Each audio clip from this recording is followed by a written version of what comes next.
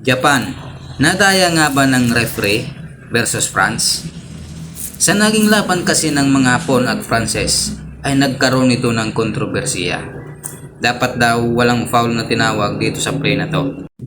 Kung napapansin nyo, last 10 seconds, lamang ng 4 na puntos ang Japan, 84-80. At dito pumukol si Strazel ng beyond the arc at pumasok ito at may kasama pang foul mula kay Kawamura. At ang tagpong ito ay umani ng batikos mula dun sa mga personalidad sa larangan ng basketball.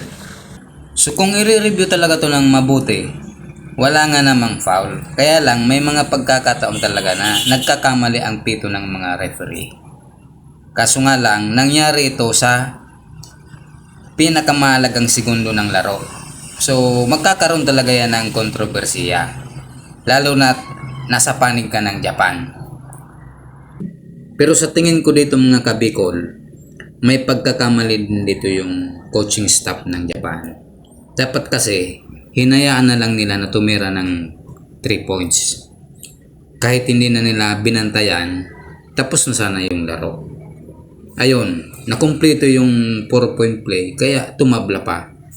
So sa pagkakataong yun, nang halimaw na si Wemby at talo pa yung Japan. Imbis na upset na sana, yun, nabaliktad yung sitwasyon.